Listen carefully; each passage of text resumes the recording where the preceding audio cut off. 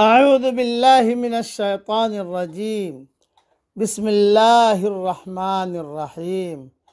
सूरह अन्कबूत की एक आयत पढ़ रहा हूँ।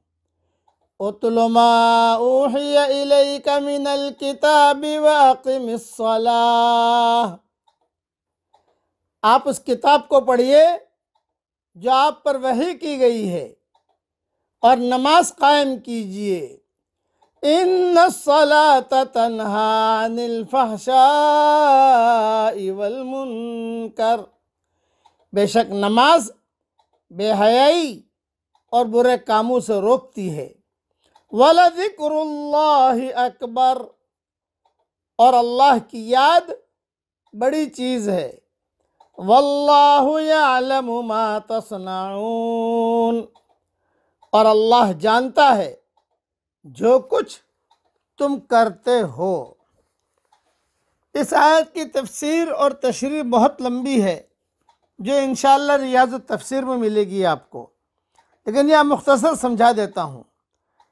कुरान करीम की तिलावत मुतअद्दिद मकासिद के लिए मतलूब है। महज अजर व सवाब के लिए उसके मानी और मतालिब पर तदब्बुर और तफक्कुर के लिए, तालीम व तदरीस के लिए और वाज़ और नसीहत के लिए इस हुक्म तिलावत में सारी ही सूरतें शामिल हैं।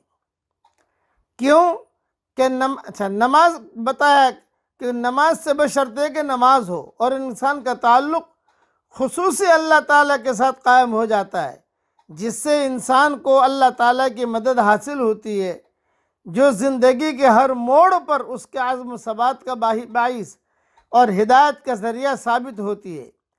इसीलिए कुरान करीम में कहा गया, ए ईमान वालो, सब्र और नमाज से मदद हासिल करो।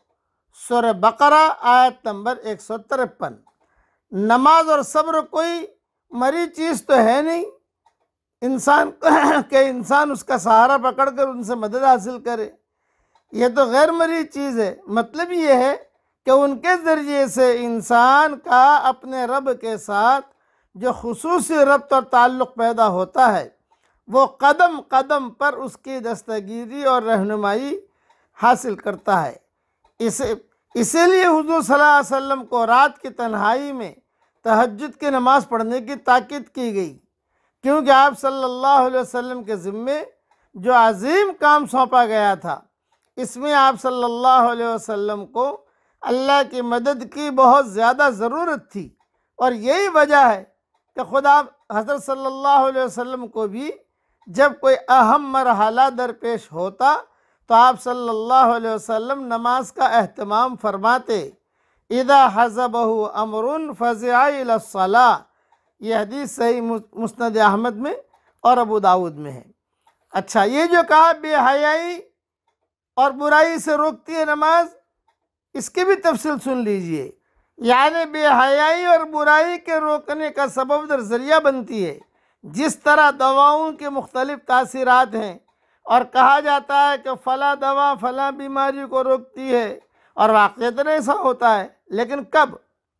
जब दो बातों का इल्तिज़ाम किया जाए। एक, दवा को पाबंदी के साथ उस तरीक़े और शराइत के साथ इस्तेमाल किया जाए जो हकीम और डॉक्टर बतलाए। दूसरा, परहेज़, यानी ऐसी चीज़ों से इज्तिनाब किया जाए जो इस दवाई के असरात को ज़ाइल करने वाली हों। इसी तरह नमाज के अंदर भी यकीनन अल्लाह ने ऐसी रूहानी तासीर रखी है कि ये इंसान को बेहयाई और बुराई से रोकती है। लेकिन उसी वक्त जब नमाज को हज़रत मोहम्मद सल्लल्लाहु अलैहि वसल्लम के सुन्नत के मुताबिक उन आदाब व शराइत के साथ पढ़ा जाए जो इसकी सेहत और कबूलियत के लिए ज़रूरी है।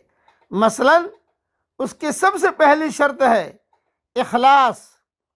दूसरी शर्त है तहारत क़ल्ब, यानी नमाज में अल्लाह के सिवा किसी और की तरफ इल्तिफ़ात न हो।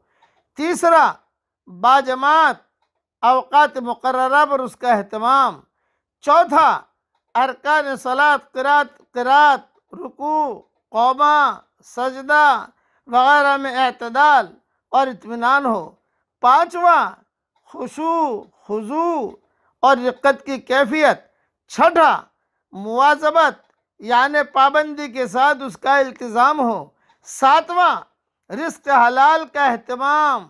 हमारी नमाजें इन आदाब और शराइत से आरी हैं, खाली हैं, इसलिए उनके वो असरात भी हमारी ज़िंदगी में ज़ाहिर नहीं हो रहे हैं जो कुरान करीम में बतलाए गए हैं। इसलिए इन शर्तों के साथ नमाज पढ़ी जाए। अल्लाह का ज़िक्र बहुत बड़ी चीज़ है। क्या मतलब? ज़िक्र से मुराद खुदा की याद है। जब आदमी को खुदा की कामिल मारिफत हासिल होती है, जब वो पूरी तरह खुदा की तरफ मुतवज्जह हो जाता है, तो उसका नतीजा ये होता है कि उसके ऊपर खुदा का तसव्वुर छा जाता है, उसके अंदर खुदा की याद का चश्मा बह पड़ता है। उस रूहानी दर्जे को पहुंचकर आदमी की ज़ुबान से खुदा के लिए जो आला कलिमात निकलते हैं, उन्हीं का नाम ज़िक्र है। ये ज़िक्र बिलाशुबा आला तरीन इबादत है। अल्लाह ताला हम सबको अच्छे तरीक़े से नमाज पढ़ने की और अच्छी तरीक़े से ज़िक्र करने की अल्लाह हम सबको तौफ़ीक़ अता फ़रमाए। आमीन। व आखिर दावाना अनिल हम्दुलिल्लाहि रब्बिल आलमीन।